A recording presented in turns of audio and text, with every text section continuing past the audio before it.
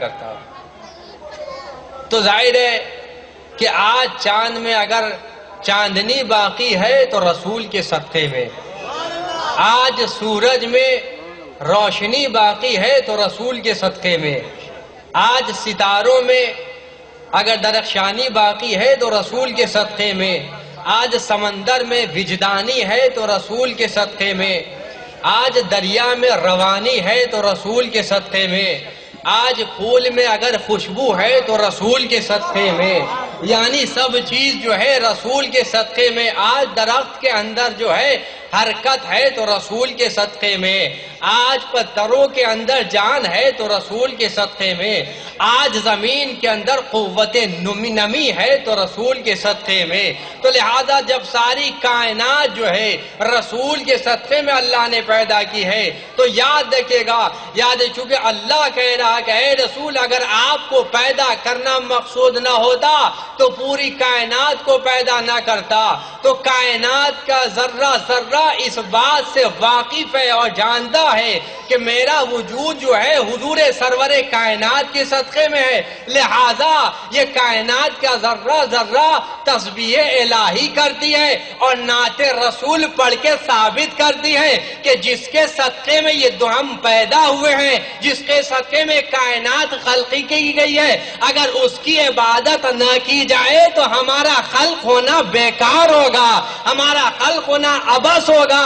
اب آپ سوال کریں گے کہ آخر کائنات کا ذرہ ذرہ کیسے تسبیح پڑھتا ہے، کیسے نعت رسول کرتا ہے؟ تو میں آپ کو بتا دوں، کیا قرآن مجید کے سورہ جمعہ میں دیکھیے حافظ صاحب یہاں موجود ہیں، سورہ جمعہ میں ارشاد ہوا نا پہلی آیت میں یسبح للہ ما فی السماوات وما فی الارض، کہ اس آسمان کے نیچے زمین کے اوپر جتنی چیز ہے اللہ کی تسبیح کرتی ہے۔ توجہ جاتا ہوں، کیا کہا؟ آسمان کے نیچے زمین کے اوپر ہر چیز اللہ کی تسبیح و تقدیس کرتی ہے۔ تو سوال یہ پیدا ہوتا ہے کہ ان کی تسبیح ہم کیوں نہیں سن سکتے؟ کہا کہ ہم گنہگار بندے ہیں، گنہگار نہیں سن سکتا، صرف معصوم سن سکتے ہیں۔ یہی وجہ ہے رسول نے، میرے نبی نے کنکریوں کو ہاتھوں پہ اٹھایا اور اٹھا کر ان جاہلوں کو دکھایا، دیکھو جس کے صدقے میں یہ کنکری خلق ہوئی ہے، ہماری شہادت کا کلمہ پڑھ کے یہ بتا رہی ہیں۔ ایک صلوات پڑھ دیں محمد وآلہ محمد۔ ہماری نہج البلاغہ میں میرے نبی کے ایک ہی معجزے کا اعلان میرے علی نے کیا۔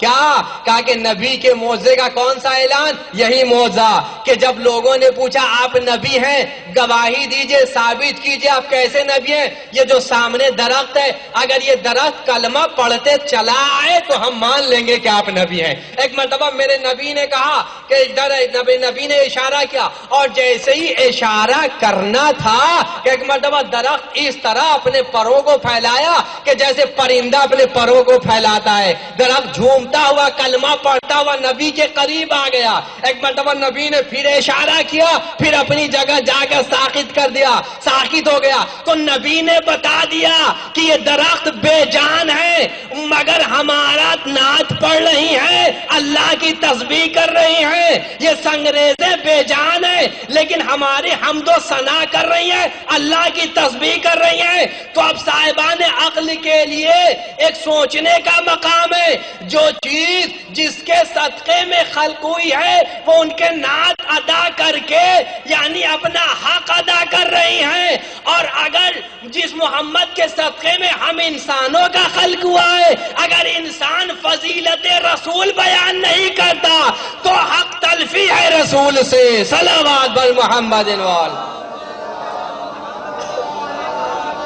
تو لہذا یہ رسول سے حق تلفی ہو جائے گی، کیوں؟ اس لیے کہ اگر احساس ہوگا انسان کو کہ یقیناً یہ کائنات اسی کے صدقے میں خلق کی گئی ہے، اور دنیا کا ہر انسان اسی کے طفیل میں محمد و آل محمد کے صدقے میں ہے، تو جب انسان کو اس بات کا احساس ہو جائے گا تو خود بخود انسان جو ہے محمد کی عظمت کو سمجھ جائے گا، رسول کی عظمت کو سمجھ جائے گا۔ عزیزان محترم، دیکھیے مختلف انداز سے قرآن مجید جو ہے رسول کی عظمت بیان کر رہا۔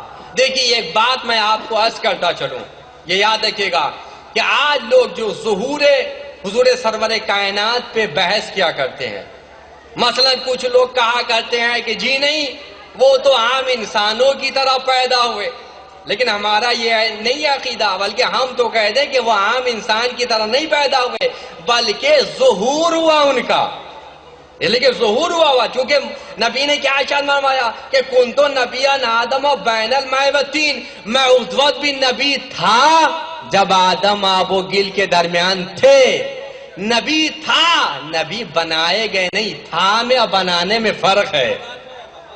دیکھیے تھا میں اور بنانے میں فرق ہے۔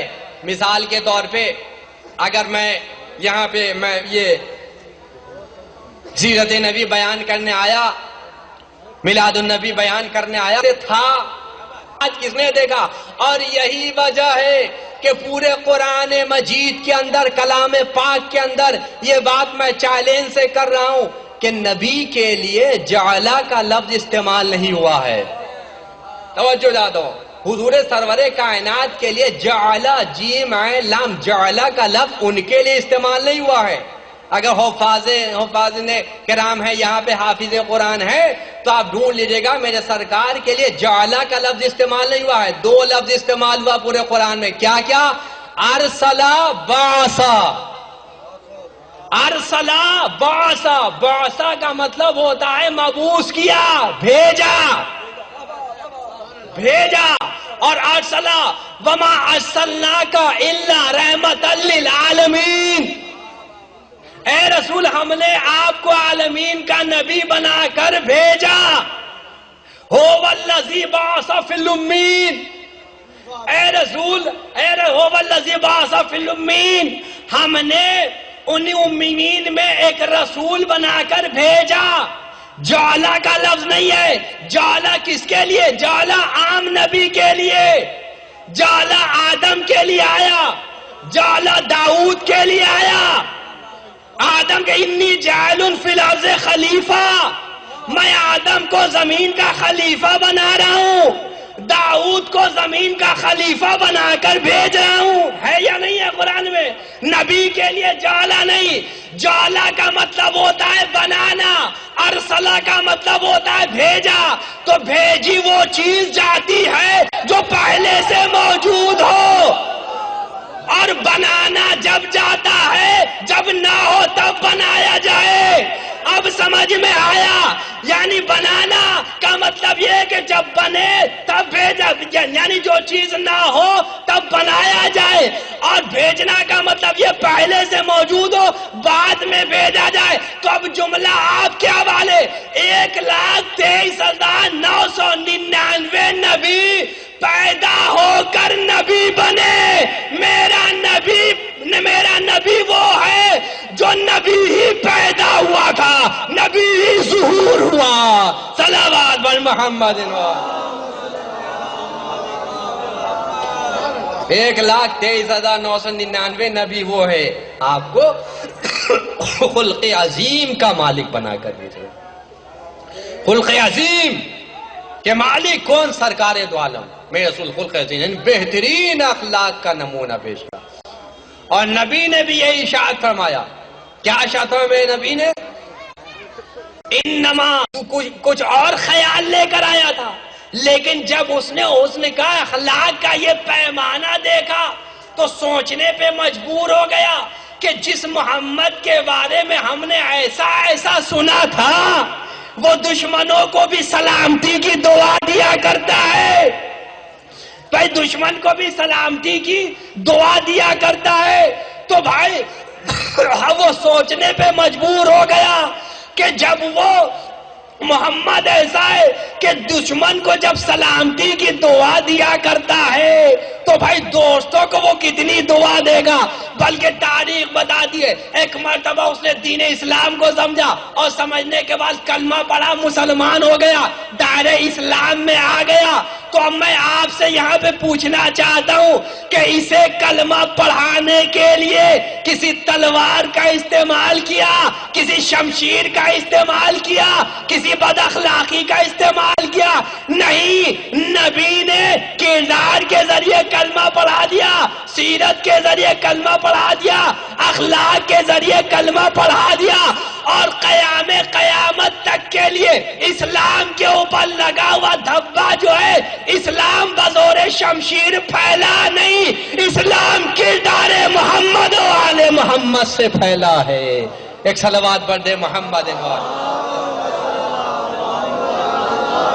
میرے نبی. اور جشن عید میلاد النبی برپا کیے ہوئے ہیں. لہذا یاد رکھے گا، ابھی آپ نے پرویز بلیاوی صاحب سے وہ اشعار سنے ہیں کہ یقیناً اگر خلوص دل کے ساتھ جو ہے، اگر اس بزم محفل میں اگر خلوص دل کے ساتھ آپ دل کی دعائیں مانگیں محمد و آل محمد کے وسیلے سے صدقے میں، تو یقیناً آپ کی دعا قبول ہوگی. اس لیے کہ جہاں پہ محمد و آل محمد کا تذکرہ ہوتا ہے وہاں پہ فرشتوں کا نزول ہوا کرتا ہے. اور جب فرشتوں کا نزول ہوا کرتا ہے تو ہر فرشتے نازل ہوتے ہیں جو یہاں سے وہاں آپ کی دعا پہنچاتے ہیں، وہ بھی فرشتے آتے ہیں. تو لہٰذا یہی وجہ ہے، اس لیے کہ آپ نے مشہور واقعہ سنا ہوگا کہ جب حضور معراج پہ جا رہے تھے تو ایک فرشتے کو دیکھا کہ جس کے ایک ہاتھ میں ہزار انگلیاں ہیں. تو ایک مرتبہ جب قریب گئے پوچھا تمہارا کام کیا ہے، کس کام پہ مامور ہو؟ تو کہا کہ ہمارا کام یہ ہے کہ جتنے زمین پہ بارش گرتے ہیں ہم اس بارش کے قطرات کو شمار کیا کرتے ہیں. تو ایک مرتبہ وہی فرشتہ کہتے پر اے نبی اللہ، ہم اس بارش کے قطرات کا تو جوڑ لیتے ہیں، شمار کر لیتے ہیں، حساب کر لیتے ہیں، لیکن جب یہ آپ کی امت مجتمع ہو کر ایک جگہ جمع ہو کر آپ پہ درود بھیجتی ہے تو اس کا ثواب شمار نہیں کر پاتے ہیں. اس کا ثواب اتنا ہوتا کہ وہ شمار نہیں کر پاتے. تو جس درود شریف جس اس میں محمد و آل محمد کے اوپر درود بھیجی جائے اور فرشتے آتے، اگر دل سے دعا مانگی جائے تو دعا بھی قبول ہوتی ہے. ایک صلوات پڑھ دے محمد. لہذا عزیزان محترم، آئیے مل جل کے اسی مسرت موقع پہ ہم بھی مل جل کے دعائیں کریں تاکہ ہماری بھی دعا قبول ہو جائے. پالنے والے وصدق محمد و آل محمد ہماری اس مختصر سی عبادت قبول فرما. وصدق محمد و آل محمد ہم میں جہاں جہاں مسلمان اسلام ہیں ان کی جان عزت و آبرو کی حفاظت فرما. وصدق محمد و آل محمد ہماری اس مختصر سی عبادت کو دین دنیا رات و ترقی عطا فرما. اور بسط کے محمد و آل محمد ہم میں زیادہ سے زیادہ عمل خیر کرنے کی توفیقات عطا فرما.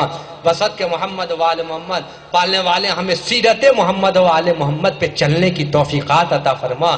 بسط کے محمد و آل محمد آج کے اس مسرت شب میں، اس مسرت موقع پہ ہماری گناہ کبیرہ کو معاف فرما. بسط کے محمد و آل محمد پرچم اسلام کو سر بلند فرما، پرچم کفر کو نیست و نابود کر دے. امام کے زور میں تعجیل فرما اور ہم